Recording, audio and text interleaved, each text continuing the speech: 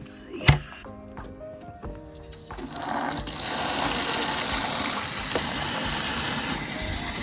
So I have my water source hooked up.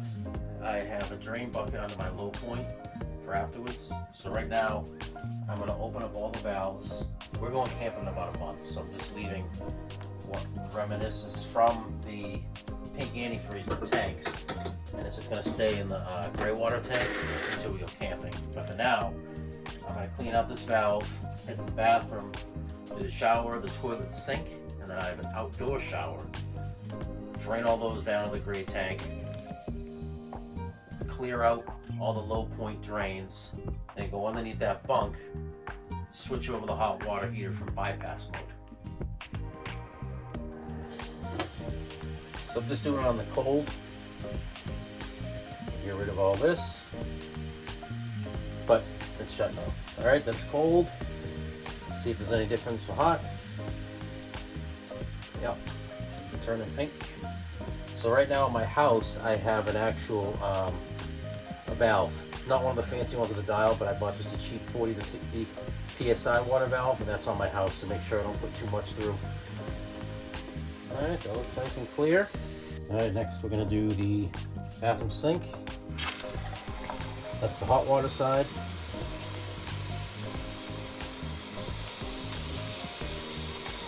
Clear it out.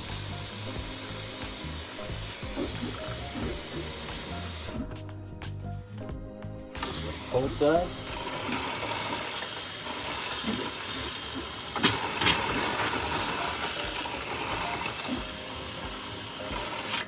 Nice. Toilet.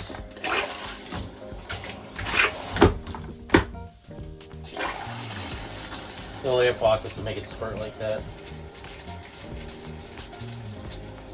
Nice and clear. And then shower.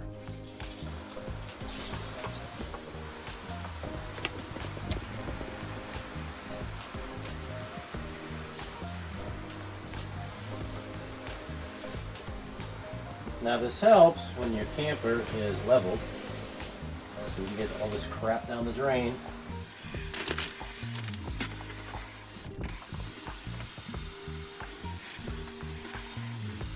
I don't want any pink stains. She needs a deep clean after this anyways. After I drain all the water valves and get that whole situation dewinterized, I usually go around the whole camper with Clorox wipes and Windex, clean everything down. Stick this up here for now. Travel mode, that goes on the ground. I don't travel with the shower up here. Don't want to forget the shower.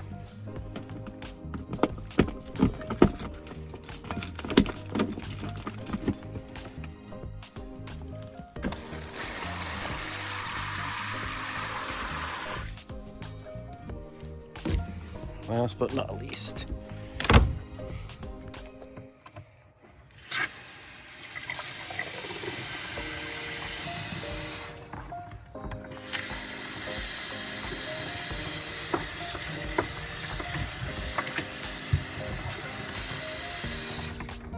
now that I've done all the valves inside and outside, I'm doing the low point. Basically the water from the house is just forcing through the whole system, so whatever's in there.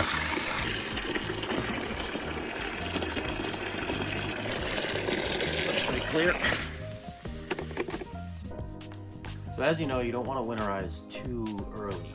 I've almost done that in the past. You don't want to do it too early because it still is times, especially in the Northeast, where it can still get pretty cold and probably freeze pipes and create problems. So I usually wait till mid-April, which is about what it is right now.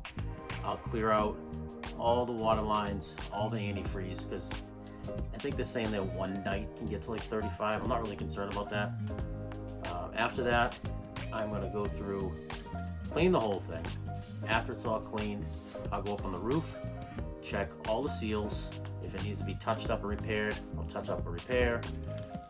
Check the tires, do a visual on the suspension, stuff like that. I do have to grease them this year, Supposed to do it every year. I sort of failed last year, I didn't. But jack them up, put some grease to them, spin them, put some more grease to them, work out the old stuff. And then just hit, you know, grease points all around. I don't think there's anything else left inside. Clean the fridge, gotta do that, because at one point, for some reason, the door is shut. So it got sort of nasty in there. There's a fly in here. Over the winter time, to winterize, I put these little cups that have like a chemical inside of them that collects all the moisture in the air. And so I have to drain those out, fill everything up, get it all ready to go. We have a trip in Memorial Weekend. We're going up to New Hampshire. So that should be fun, bringing the dogs along. But yeah, so I mean, winterizing, de-winterizing, it seems to be a daunting task, but it's really not that bad if you just prep and go through it slowly. And yeah, I'll show you the hot water bypass. But before I do that, I forgot, before I started doing all this, the pump is under my sink, and that's how I winterize. I have antifreeze containers under my sink.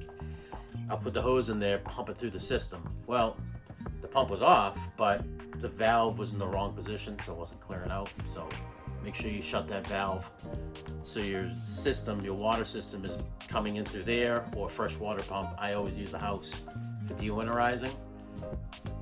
Open up all your valves, flush everything out, go to your load drains, flush that. I put it in a bucket. I'm gonna just dump the bucket back into my toilet. Since our trip up north is only about 2 hours, and it's only about 10 gallons of water I'll have in there from all this, and it's all RV antifreeze, so it's all safe to put in the campground's sewer system. So you might not be able to tell, but there is a hot water valve back here. It's the bypass. In the winter, you shut it so antifreeze can't go to your water heater, so it just loops right by it. Now I have to go underneath and switch it. But don't do like I just did and left the water on, because now when I go to bypass it, it's just gonna fill the hot water heater up. So I have to go outside, shut the water off, come back in, put it in bypass mode. I'm trying not to fill up the water heater right now because I'm not going for another month, so I just don't want it just sitting in there. So I put this reflective stuff underneath, so in the summertime when the hot water heater is going, my son's bunk doesn't get excruciatingly hot. So this is the valve I was telling you about. This right now is in bypass mode. It's dark in here, sorry. So what we're gonna do is put it to here and here. So now when you fill up the water, your city or your pump, it's gonna pump in, get hot, pump out. All right, so one last thing, when you're done draining everything, you need to sanitize your fresh water system. So what they recommend is 1/4 cup of bleach per 15 gallons. So I have a 36-gallon freshwater tank. I would fill up my freshwater tank and then put in like 1/2 cup of bleach, run it through the system, so that way you're cleaning out any bacteria or anything that might have been in your freshwater system. So I'll do that. I'm not gonna put that on film. It's just putting water in the tank, running it, same deal as now.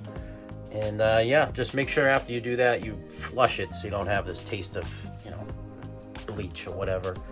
But yeah, too easy, right? It's not too bad. Don't pay a dealer hundreds upon hundreds of dollars to do this. It's really not that bad. This is my 6th year doing it, and you know, pretty cut and dry. There's a little bit of a pain, or it sort of kills a little bit of a day off, sure, but it beats spending whatever it is they charge at RV dealers to do this. So if you like this, you know, this is the type of stuff I do. Just average guy, just doing this type of stuff.